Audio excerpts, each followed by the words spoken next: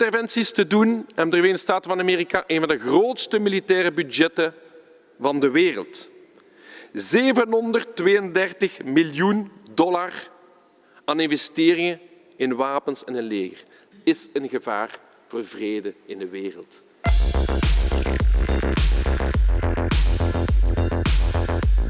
Dus wat er vandaag voor ligt is eigenlijk een resolutie van het opnieuw aanhalen van onze transatlantische betrekkingen na de Amerikaanse verkiezingen.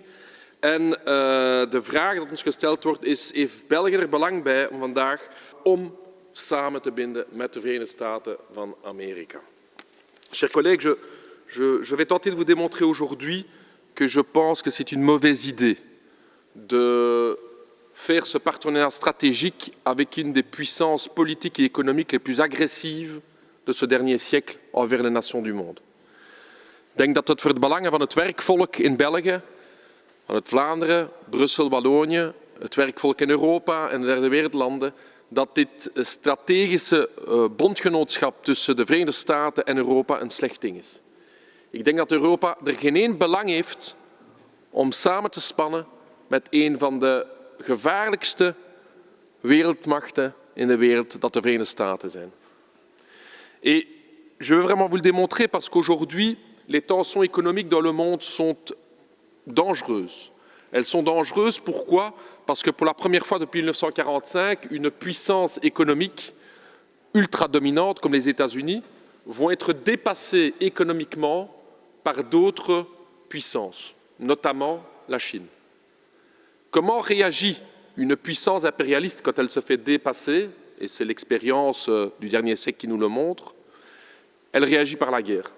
Elle réagit par la guerre parce que l'armement est une supériorité qui est utilisée vers les autres nations pour pouvoir régler les conflits économiques.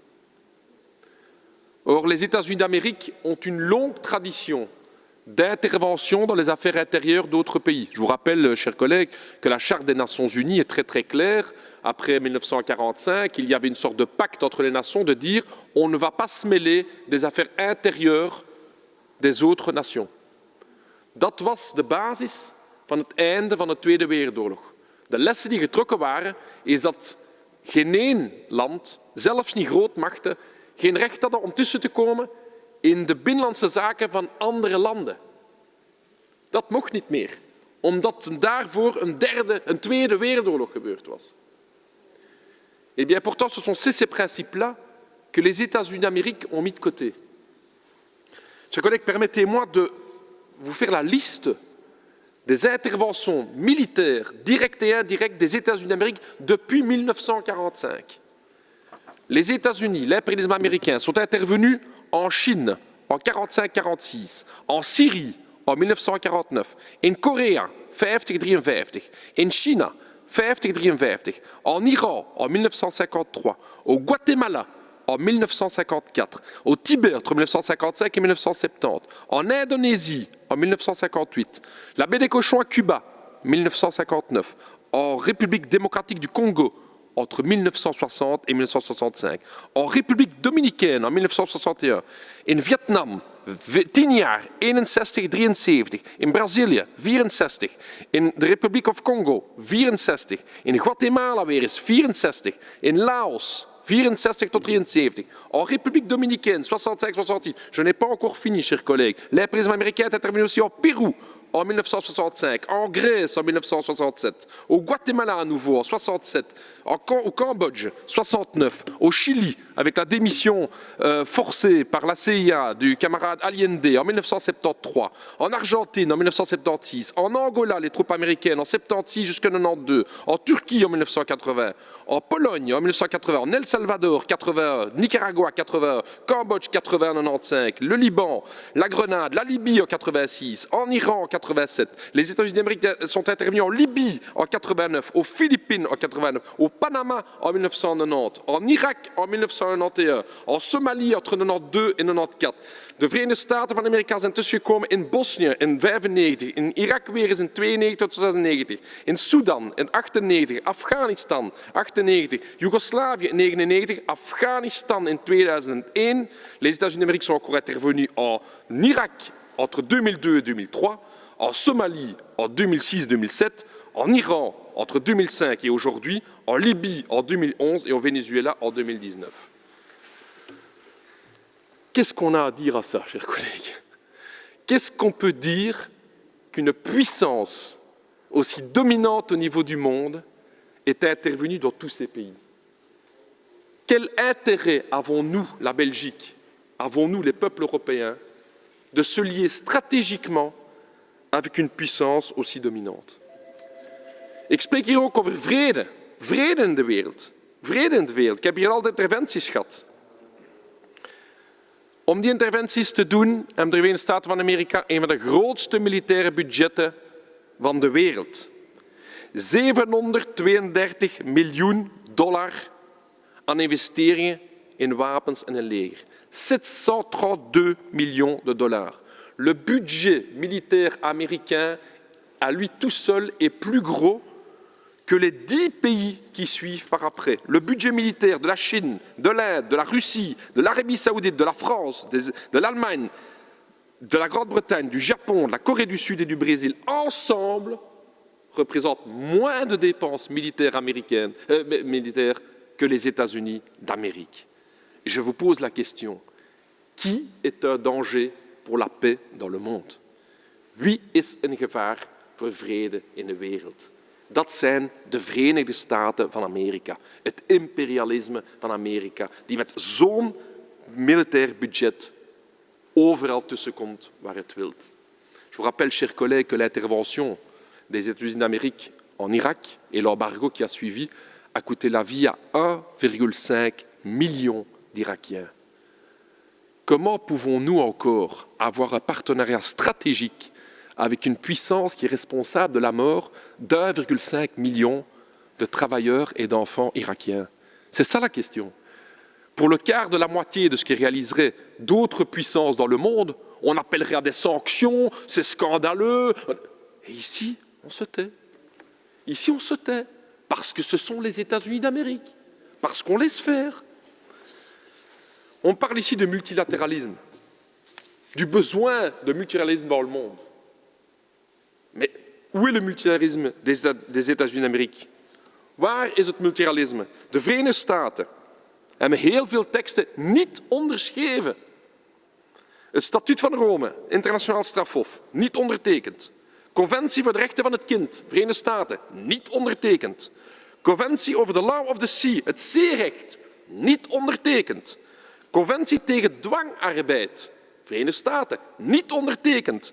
Conventie over vrijheid van vereniging en bescherming van die vrijheid, niet ondertekend. Het Kyoto-protocol, niet ondertekend. Comprehensive Test Ban Treaty, tegen het testen van kernwapens, niet ondertekend. Het verbodsverdrag tegen kernwapens, niet ondertekend. Conventie voor de bescherming van migrantwerkers en hun gezinnen, niet ondertekend. Conventie tegen discriminatie in het onderwijs en in tewerkstellingen, niet ondertekend. De United States of America, onze grote bondgenoot, heeft al die multilaterale teksten gewoon niet ondertekend. Die zijn gewoon tientallen keren tussengekomen in andere landen zonder mandaat, zelfs van de UNO. Geen probleem. Pourquoi? Pourquoi, chers collègues, devons-nous garder ce partenaire stratégique? Et pour nos peuples à nous, et pour les peuples du tiers-monde, nous n'avons aucun intérêt à ce partenaire stratégique. Alors on va me dire, ouais, mais ce sont nos normes et nos valeurs communes. La résolution ici commence par nos normes et nos valeurs communes. C'est quoi les normes et les valeurs communes des United States of America? C'est quoi nos valeurs communes? C'est Guantanamo? La torture officialisée dans un centre de détention comme Guantanamo, c'est ça les normes communes? Sur l'île de Cuba d'ailleurs, au mépris de l'indépendance territoriale cubaine. Vous imaginez, donc ce centre de Guantanamo se retrouve sur l'île de Cuba, alors que Cuba n'a rien à dire sur le sujet. Madame Jadin souhaite pouvoir prendre la parole, Monsieur Lebaud. Plaisir, Madame la Présidente. Je sens que mon collègue communiste se met littéralement en rage. J'aurais préféré que vous participiez au débat en commission et vous auriez entendu. J'aurais aussi préféré que vous écoutiez mon intervention pour bien comprendre qu'il n'y a pas qu'un revers de la médaille, mais il y en a bien plusieurs. Il n'y a pas qu'une facette de la coopération, mais il y en a plusieurs. tout comme nous le faisons ailleurs avec d'autres pays. Quand nous condamnons la violence, quand nous condamnons la violence des droits fondamentaux, nous le disons aussi, c'est le propre de la diplomatie. Je peux juste demander, alors, si vous avez autant de critiques à leur partager sur les États-Unis, pourquoi on n'a jamais pris une sanction envers les États-Unis? Pour ceux qui voient la vidéo, les mouches sont en train de voler dans l'Assemblée. Et c'est ça la question. C'est ça la question. C'est que malgré les bombardements, malgré 1,5 million de morts irakiens, malgré la non-reconnaissance de tout ce qui se passe en Palestine et l'abandon par l'administration Biden de Palestine, jamais l'Europe va prendre la moitié du quart d'une sanction que les États-Unis d'Amérique. Par contre, toutes les autres nations du monde, là, il n'y a pas de problème, boum, boum, boum, etc. C'est ça le problème des 2 poids 2 mesures. Et votre résolution, elle parle effectivement d'un partenariat stratégique. J'ai parlé des normes communes. Les États-Unis d'Amérique ont 2,2 millions d'Américains dans leur prison. 2,2 millions d'Américains sont en prison. C'est ça les normes communes. 4,5% de l'humanité est américaine. Mais 22% de la population carcérale dans le monde se trouve aux États-Unis d'Amérique. C'est ça les normes communes. C'est ça les fameuses normes communes qu'on parle avec les États-Unis d'Amérique. Le nucléaire. L'armement nucléaire. L'administration Biden annonce un remplacement de l'ensemble de l'arsenal nucléaire américain à hauteur de 1,7 milliard de dollars. Où est le danger pour le monde? Les relations entre États. Permettez-moi quand même de parler des relations entre États. Il y a 3 semaines, enfin, il y a qu'à 5-6 semaines, tout le monde parlait ici de hacking. On n'avait aucune preuve, mais ça venait de la Chine. Les Chinois avaient hacké le Parlement européen. Oh, tout le monde en parlait, c'était le bras-le-bas de combat. Mais que font les États-Unis d'Amérique? Les États-Unis d'Amérique, tout simplement, ils mettent sous écoute téléphonique officiellement nos premiers ministres.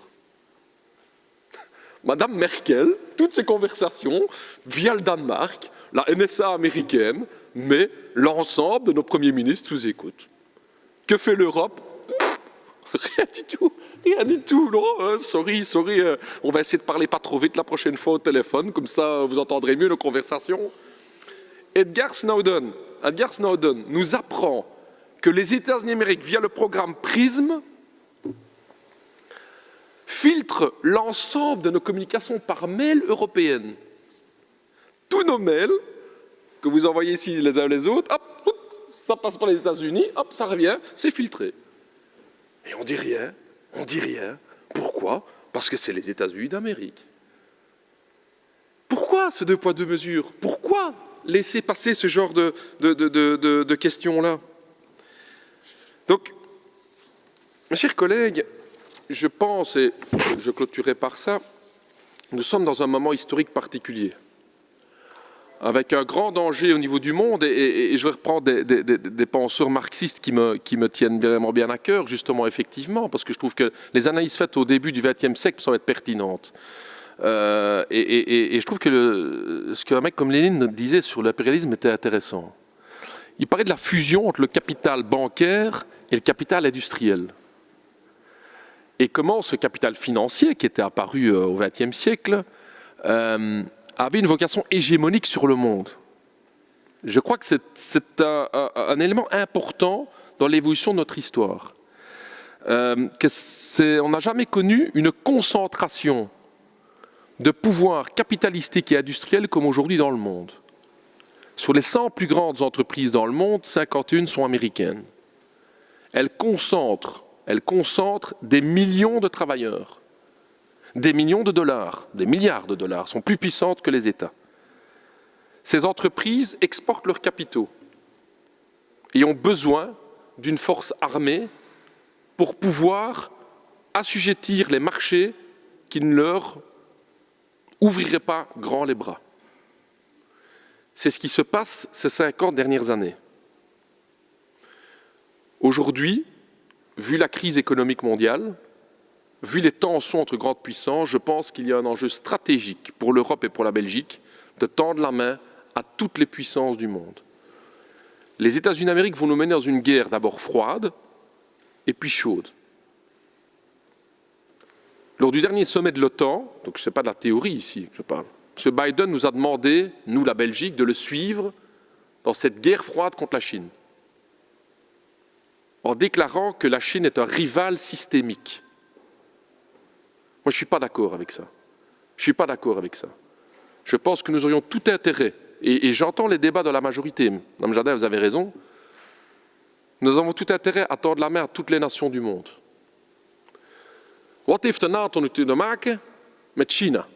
NATO, c'est l'Atlantique, dat is een Atlantische Oceaan. Sinds wanneer, beste collega's, is China aan de Atlantische Oceaan?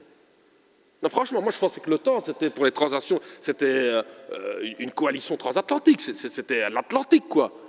Et là, depuis que Biden est au pouvoir, je découvre que la Chine se trouve sur les bords de l'Atlantique. C'est quand même incroyable. Et donc, la France, et j'espère que la Belgique ne suivra pas, envoie des bateaux militaires américains, français en opération avec les Américains en mer de Chine. Mais qu'est-ce que l'Europe va aller foutre en mer de Chine? Vous imaginez que devant la mer du Nord, les Chinois commencent à parader avec leurs porte-avions? On fait quoi là? Je veux dire, c'est quoi ce nouvel ordre mondial qu'on est en train de faire là maintenant? Donc le danger de guerre est grand. Pourquoi? Parce qu'il y a crise économique. Une superpuissance comme les États-Unis d'Amérique n'acceptera pas de laisser tomber son hégémonie mondiale. Je demande aujourd'hui à l'Europe, à la Belgique, de ne pas rentrer dans ce jeu-là des États-Unis d'Amérique. De ce côté, ce partenariat stratégique, comme on nous le développe ici aujourd'hui, n'est pas une bonne chose pour les peuples du monde.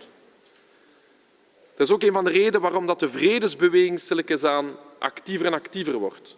Dat is een van de redenen ook waarom dat er in de Verenigde Staten en in Europa een beweging tegen die koude oorlog aan het opstaan is.